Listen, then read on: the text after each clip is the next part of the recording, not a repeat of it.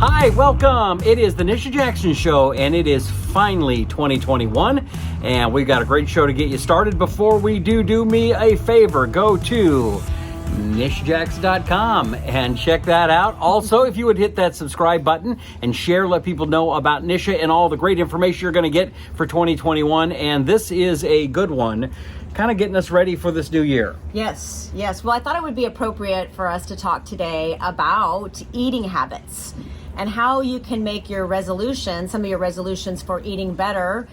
Just give people tips today on how to do that, because I think everyone kind of feels, not everyone, but I think a lot of people feel terrible right now, not only because it's the new year and everyone feels fat, but also because 2020, I think, made a lot of people not only feel fat, but be fat. And I think we probably, for the most part, we're all thinking about how we can make that better. I was just talking to some friends of mine this last week, and they were saying, I just need to start exercising to get rid of all the fat on my stomach. And I said, well, don't forget that your stomach is 80, how your stomach looks is 80% diet. So you can't just think about exercising. You really have to think about what you're eating and what you're putting in your mouth if you want your stomach to look better. Okay, that's a big stat. I didn't know. So 80%, obviously I don't know. 80% of your stomach, your fat around the midsection comes from your diet. So you can exercise all you want, but if your diet's not under control, you're never going to whittle down that belly fat. And I think people, today, if you look around, a lot of people have a lot of belly fat. So I wanted to share with you the obvious resolutions that people have when they start thinking about getting their diet under control. Okay. So the first one is the obvious one. I just want to eat more fruits and vegetables. Yes. I even was with somebody this New Year's that says that's one of their resolutions. They want to eat more vegetables. So I said fruit and vegetables, but really you want to be eating more vegetables. And all of these habits we're going to talk about today, Rusty, have to do with preparation. So you can't really change your eating habits if you're not willing to take some time to be prepared. So eating vegetables is one of those things you have to be prepared. So eating more vegetables is usually will happen because you've gone to the grocery store, most likely, and you've purchased these things and you have them available, because if you don't have them available, you're not going to eat them. Right. And now you can go to the grocery store and get all this stuff cut up for you. It's in packages. It's easy, a little snack, little individual packages, so you can make it really easy on yourself. Or you can buy it in bulk and maybe set one day aside each week that you're cutting up the vegetables and putting it in individual servings. The research is really clear, Rusty, that if you eat more vegetables a day, preferably 6 servings of vegetables per day, on average, you'll eat 400 to 500 calories total, 400 to 500 less calories total per day. Oh, wow. Okay, that's a big deal. So just eating more vegetables can cut down on your total caloric intake because you feel full. Right. They're full of fiber. They help your stomach feel full. The other thing about vegetables that I think is interesting, and we often don't realize this, but when you eat more vegetables, it causes you to stimulate the pressure points on the roof of your mouth. And the pressure points in the roof of your mouth causes you to feel satiated. And when you're satiated, you don't want to eat as much. So just chewing vegetables will help kind of calm you down. Well, why are vegetables so much better than fruits? Because people aren't doing fruits. Right, so vegetables are important because vegetables don't have sugar in them. For the most part, there's no sugar.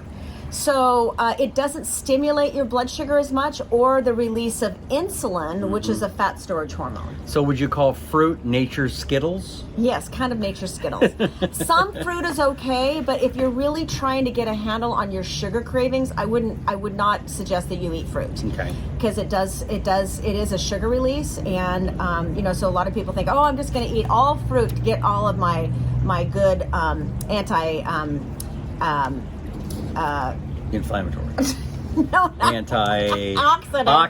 I was going to say anti-inflammatories to get my antioxidants in, but they're just eating way too much sugar. Okay. So I want to eat more fruits and vegetables is one of the resolutions for eating better. The second one is I want to eat less fast food. That's probably a good resolution for you. What? Eating less fast food. First of all, it's an awful choice. Second of all, you're going to eat less, you're going to continue to eat more fast food or not be able to get a handle on this if you don't change the direction of your driving. Have you noticed that? Like, take a different route home that's not going by the fast food restaurants. Have a plan for when you get home to feed yourself. Get rid of the temptation. Have the food there. Stop tempting yourself, because when you're hungry, you don't have any willpower. So it sounds too simple, but literally changing your path of going home and not being around fast food and being prepared to have the food in your house will make a big difference. It's a great idea. Yeah, just remember sugar. Sugary drinks are what I would call the sugar bomb. And once you have too many sugary drinks in your day, you're going to continue to crave more sugar, which means you're going to eat more food and you're going to have more calories, and you're never going to get that fat off your stomach. Okay, so you don't mean it's like sugar, it's the bomb. No, it's not the bomb in a good way. It's the bomb that's going to bomb it's going to bomb your whole plan here. Okay. So choosing to have food you might even need to have food in your car. Because some people just have gone too many hours without eating, especially if they don't eat lunch. This is a classic problem. People don't eat lunch, and then by the time they get to early evening or dinner, they're snacking and eating a dinner while they're trying to fix a dinner. Right. And it's just, or they're stopping and getting fast food, and then they're still going home and having a dinner. This one's kind of connected to it. I want to dine out less. And a lot of people don't really realize that in order to meet their goals, they have to have a game plan, right? We just talked about having a game plan and having these foods available.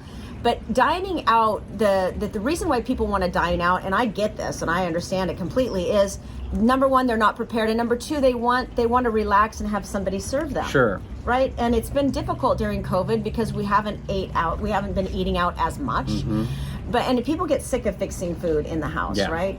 So the advantage of eating out, if you really feel like eating out, or you travel for work and you have to eat out, or you have to do the takeout, which is what people are doing now. Think about this. If you do have to eat out, think about splitting a meal.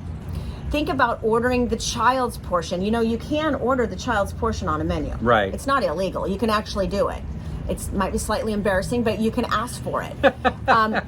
Skip the bread basket. Do not even let them bring it to the table, because you will load up on bread, which stimulates insulin, which stimulates more fat around the middle part of your body. And do not ask for chips. If you go to a Mexican restaurant, just don't have them bring 3 baskets of chips before you get into the burrito. I mean, it is a little different eating at home. You don't go, hey, honey, bring me an entire loaf of bread so I can eat it right before the steak. Right? It's a little different. Exactly. So those are some of the things you can do if you're needing to still eat out or dine in a restaurant. Mindless eating. Do you ever do mindless eating? Look at me. Of course I do. Mindless eating is a problem because, if you have the food sitting around, as opposed to having to go to the cabinet, open up a jar that's at the very top of your cabinet, if it's sitting around, you will eat it without even knowing you're eating it. In fact, they did this really interesting research. There's a book out called Mindless Eating, which is a really interesting book, and it talks about all the habits that people have that they don't even realize they're doing something, like mindless eating. Interesting. And one of the research studies looked at having a bowl of candy at your desk or close by your work area versus having the candy in the cabinet. 67% increase amount of mindless eating of that candy than you ever would by getting out of your desk, going to the cabinet, and getting it out. It's that much. Wow. It's really significant. They've even had this. They've even done studies where they serve food, looking at different colors of plates. And they've determined that if your food is similar to the color of the plate, you'll eat more. And it's pretty significant. I can't remember what the stat is, like 30 or 40% more food that you would eat if your food is blending in with the color of the plate. So you want to pick plates that are not the color of food, like blue. Okay. Like pick a blue plate. If you're looking for new plates, I would pick blue plates because you're actually going to eat less food. Also, the size of the plate has something to do with how much food that you eat. So a smaller plate makes you think you have more food, yes. Right? And these are all significant numbers. They're statistically significant, and they're a significant amount more food that you would eat by just changing the size of your plate. So stop serving your food at home, no matter what the meal is, on large plates, because your brain is going to tell you need to eat all of your food, and you're going to fit more food on there. So just the size of the plate makes a big difference. Wow, I never thought about the color of the plate. Yes. That's interesting. Yeah. The other thing about mindless eating, and this all is tied together, trying to make resolutions in the new year now for changing your eating habits. The other thing is just asking yourself, am I hungry? Because that goes along with the mindless eating, but are you hungry? And if you, let's say it's not maybe you're questioning whether you're hungry or not, go out and do a 5-minute walk outside. Go get on a piece of exercise equipment and do 5 minutes of exercise. Maybe make a phone call and walk outside, or say, I'm going to answer 5 more emails before I go to the kitchen and get something to eat. Do something to distract yourself, and then ask yourself again in 5 or 10 minutes, am I really hungry? The chances are you're actually not hungry, and you just need to be distracted. So find a way to be distracted and just say, you know what, I'm not going to starve to death. I don't need to go get more caramel corn out of the kitchen. And then the last thing I want to say in regard to making a resolution about how you eat and what you should be eating is get the food out of your house that's not good for you. So if it is caramel corn, if it is cookies, if it's chips, if it's crackers that are flour laden, get them completely out of your house. Your kids don't need them. Your partner doesn't need them. Nobody needs them in your house. It doesn't matter whether they have a weight problem or not. They don't need them. So get them out of your house so that you're not tempted to go to that cabinet and get them out, even if they are tucked up high in the cabinet, which is still a good idea if you do have them. And just consider getting things available in your refrigerator, already prepared. Spend 1 day a week getting ready, planning your week out, because you cannot make changes unless you're prepared. And the 10 minutes to 1 hour that it takes per week, depending on what you're doing, that time frame that you take each week that you set aside to get yourself prepared for the week is worth all of the pain that it would take for you to go through a drive-through, spend money in the drive-through, fall off the wagon on day number 1 or day number 2 because you were not prepared. Just take the time each week to do it. And that's a big thing bodybuilders do, right? They usually set aside Sunday and just do it all for the whole week. Yes, yeah. Bodybuilders do that, and they know exactly what they're going to eat. And they might cook a whole bunch of things up at one time. Right. They might cook, have hard-boiled eggs and chicken breasts, and they'll have their high fiber carbohydrates available to them. They don't have food in their house that they're not supposed to eat. Right. And it's not just bodybuilders, it's people who are really trying to control their blood sugar and their insulin so they can get their body in shape and be less at risk for injuries and less at risk for diabetes, high blood pressure, obesity, all of those things.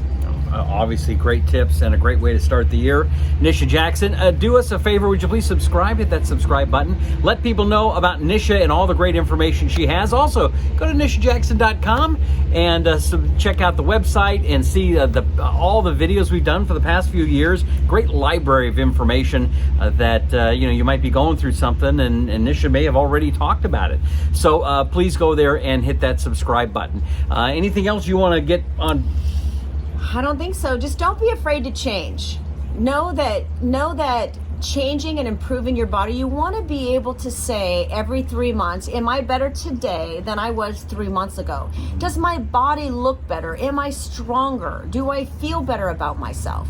You should be able to every 3 months find something that's better than it was 3 months prior. And this is a great way to start the new year, is just making some changes to your eating. And I'm going to do the same thing. I've allowed myself too many little things during the holidays. It just happens. So just give yourself some grace and make some changes and know that this is under your control.